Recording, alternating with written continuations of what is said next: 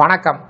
இந்த வீடியோவில் 25/3/2026 அரசு ஊழியர்களுக்கு அகவிலைப்படி உயர்வு கூட்டல் 3 மாத டிஏ அரியர் அறிவிப்பு சார்ந்து குட் நியூஸ் குறித்து தகவல்கள் கிடைத்திருக்கின்றன. இது சார்ந்து முழு விவரத்தையும் பார்ப்போம். மத்திய அரசு ஊழியர்கள் மற்றும் ஓய்வூதியர்கள் நீண்ட நாட்களாக எதிர்பார்த்து காத்திருக்கும் அகவிலைப்படி டிஏ உயர்வு குறித்து முக்கிய அப்டேட் ஒன்று கிடைத்துள்ளன.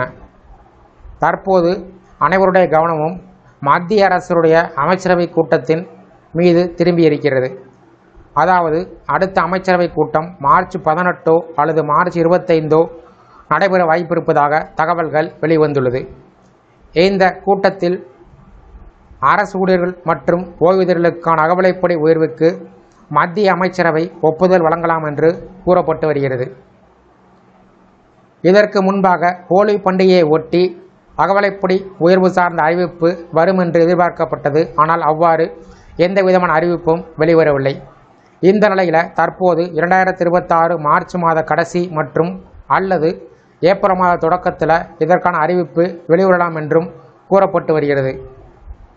இந்த நிலையில் அகவிலைப்படி கணக்கீடு AICPIW தரவின் அடிப்படையில் கணக்கீடு செய்யப்படும்.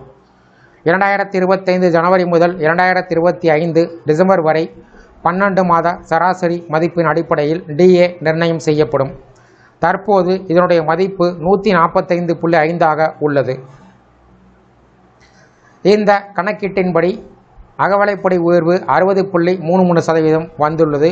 இதனை நம்ம ரவுண்ட் ஆஃப் செய்தால் 60% வரும். அதாவது அகவிலைப்படி கணக்கீடை பொறுத்தளவில் தசம எண்கள் கணக்கீடு செய்யப்படும். தற்போது உள்ள 58% அகவிலைப்படி 2% முதல் 3% வரை உயர்ந்து 60% அல்லது 61% செல்ல வாய்ப்பு உள்ளது.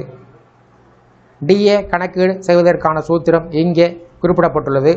இந்த சூத்திரத்தின் அடிப்படையில் அகவிலைப்படி உயர்வு கணக்கீடு செய்யப்படும். நமக்கு கிடைத்திருக்கக்கூடிய AICPIW தரவை இந்த சூத்திரத்தில் பயன்படுத்தினால் அகவிலைப்படி எவ்வளவு அதிகரிக்கும் என்பது தெரிய வரும். அதிகாரப்பூர்வ அறிவிப்பு மார்ச் மாத கடைசியோ அல்லது ஏப்ரல் மாதத்தில் முதல் வாரத்தில் வெளிவரலாம். எப்போது இந்த அறிவிப்பு வெளிவந்தாலும் அகவிலைப்படி உயர்வு 2026 ஜனவரி 1 முதல் அமலுக்கு வரும்.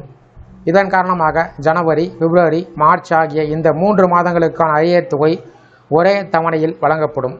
இது ஊழியர்களின் சம்பளத்தில் உயர்வை கொடுக்கும்.